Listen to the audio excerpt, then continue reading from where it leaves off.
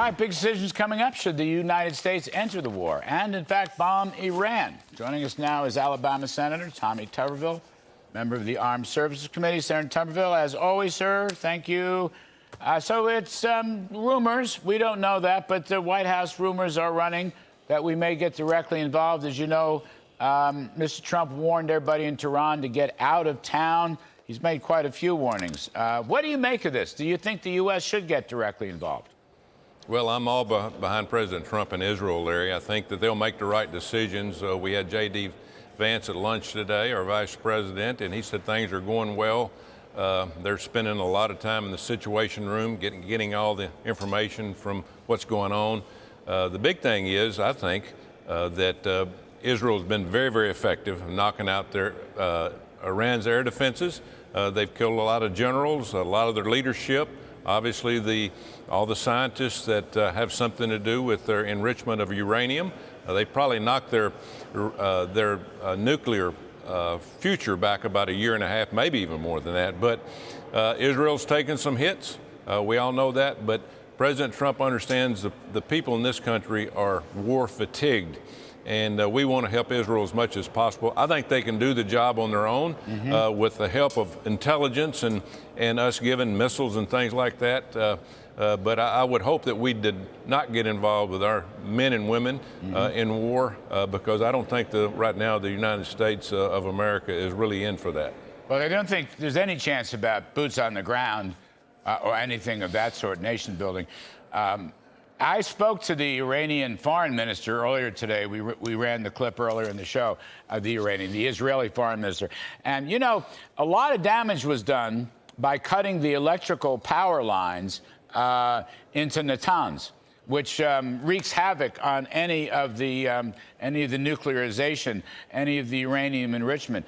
And I asked the Israeli foreign minister, you know, maybe you've done more damage to the nukes than you think you have. And he said, yeah, we think we have done more damage. So it's not clear to me what needs to be done, because it's not yet clear to me what has been done. But I think it is clear that more has been done than people realize. That's the point I'm making, Senator.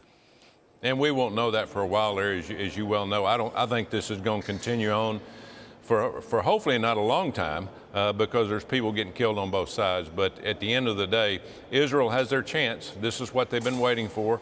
The opportunity to go in and take out their nukes, and that's what President Trump has been after for 20 years.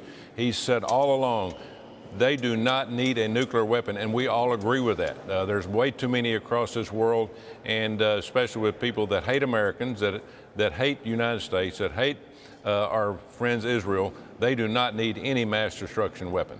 You know, I think that another important thing here, I mean, Mr. Trump has called for unconditional surrender, which is a very important term in American history, as you well know, unconditional surrender. And I think as U.S. Israel take over the airwaves and essentially strike at will a complete rout of the mullahs, or what's left of the mullahs. They probably would like to flee, but nobody would take them. That I think regime change can come almost naturally from the streets of Iran. That's where the regime change can come. We don't have to do it. We can't do it. They can do it, though. And the mullahs are finished. I mean, I think the noose is tightening very, very significantly, Senator Tuberville. Exactly right, Larry. And if you look back at history of what we try to do of overthrowing governments, it never works. It actually turns out worse than what it was. So if it needs to happen, it needs to come from inside. And if you see the streets and the interstates coming out of Tehran, of leaving the city, of abandoning, obviously, the leadership there, they're running for cover. They dislike this as much as anybody, but it's the mullahs that they're a problem.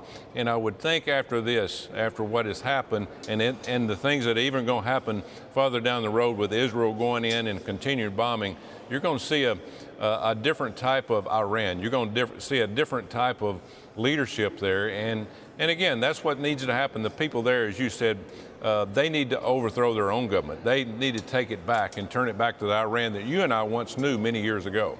Senator, you know what? Trump right now, Donald Trump, is the most dominant figure on the world stage. Far greater than anybody else, you know what, in decades. It's not Putin. It's not Xi Jinping. It's Trump. Trump holds the cards in his hand, and he knows how to play them. That's what's happening here. I've been around a long time. You've been around a long time. Never seen anything like it. He is utterly dominant, Senator Tuberville. Give you the last word on that one.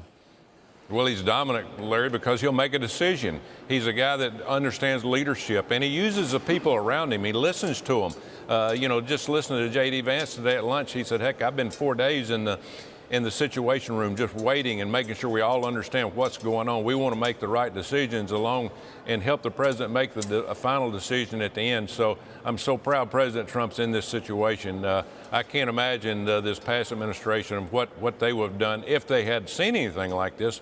Of course, it wouldn't have happened because they give all the help they possibly could to China and Iran and Russia as we went through the situations. Yeah, big difference between peace through strength and appeasement. No more appeasement. Senator Tommy Tuberville, great state of Alabama, thank you for your wisdom, sir. As always, talk soon. Thank you, Larry.